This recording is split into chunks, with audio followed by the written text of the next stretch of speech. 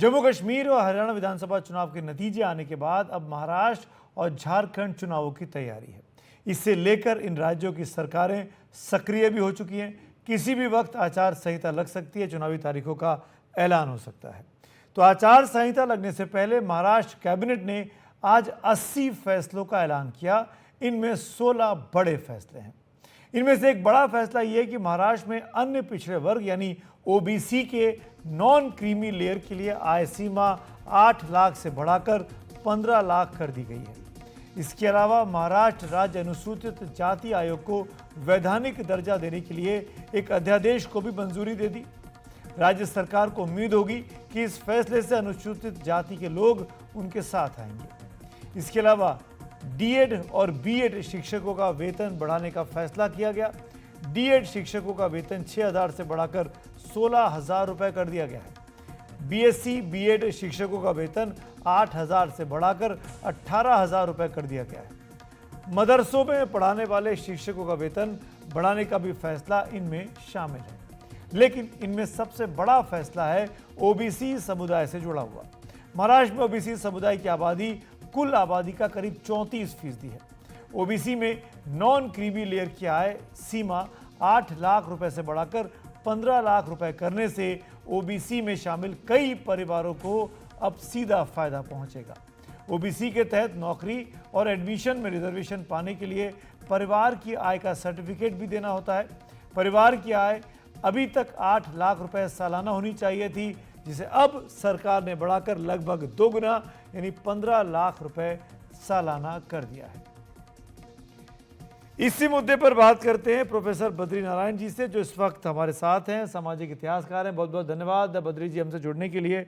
इस फैसले से क्योंकि आप सोशियो पॉलिटिको कमेंट्स करते रहते हैं, आर्टिकल्स कॉलम्स आपके आते रहते हैं, आप कैसे समझा सकते हैं ये फैसला कितना इम्पोर्टेंट है और इसका कितना सियासी फायदा मिल सकता है?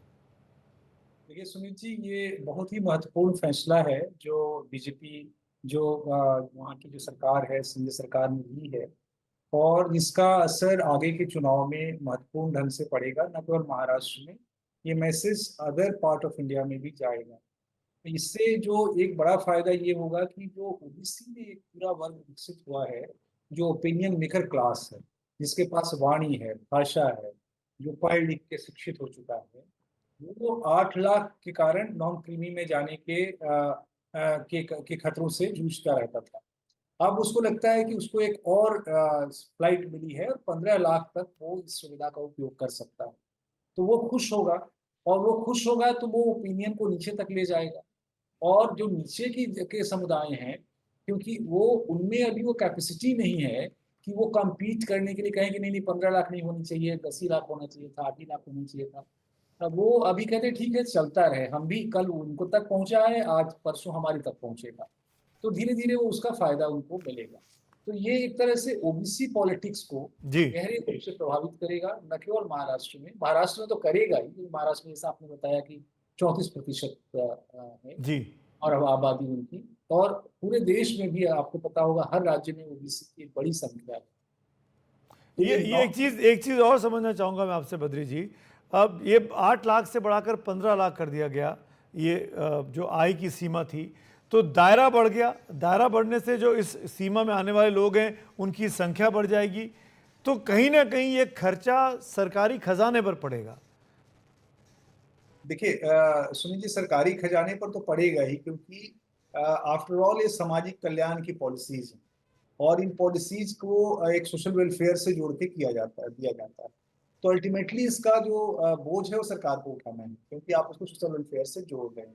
जी तो देखिए इंडिया में बड़ा इंटरेस्टिंग चल रहा है new liberal policies with social support. यानी पूरी तरह से मार्केट, पूरी तरह से प्राइवेटाइजेशन को हमने नहीं छोड़ दिया है, सोशल सपोर्ट के साथ जोड़ के किया है। तो ये उसका फायदा होगा। एक और जो इंटरेस्टिंग इसमें जो जी आज आपने बातें बताई, उसमें जो अनुसूचित जाति के लिए जो आयोग को जो मान्यता दी है, कॉन्स्टिट्यूशन मान्यता, जी उसका भी महाराष्ट्र की राजनीति में सुमित जी बहुत गहरा असर होगा। और जो वहाँ की दलित और मार्जिनल कम्युनिटीज हैं, वो अपनी लड़ाई को इससे मजबूत बना सकेंगी। और उसका बीजेपी को एक विश्वास हासिल होगा। फिर बीजेपी का ये जो ओबीसी दलित प्रोजेक्ट है वो लगातार आगे बढ़ रहा है और वो जी। तरह तरह के क्योंकि वो दूध का जला माठा फूक करके पीता है। यानी पिछले बार दूध का जल चुका है, पिछले बार जो उत्तर प्रदेश वगैरह में हुआ है। तो अब वो कोई भी ऐसी गलती नहीं करना चाहते और इस तरह की पॉलिसीज लाना चाहते हैं जो कि उनको और अधिक से अधिक इन समूहों के साथ जोड़े और जी, इन समूहों बद्री को। जी, वक्त की कमी है, बहुत बहुत शुक्रिया वक्त निकालने के लिए, थैंक यू सो मच। तो बीजेपी एक बार फिर नॉन मराठा पॉलिटिक्स को हवा देती हुई महाराष्ट्र में दिखाई दे रही है। जैसा कि हरियाणा में हुआ, बहुलता थी जाटों की, पर बीजेपी ने नॉन जाट पॉलिटिक्स की, फ़ायदा मिला। अभी अभी खत्म हुए चुनाव में अब वही चीज़, वही फॉर्मूला महाराष्ट्र में अपनाने की कोशिश कर रही है।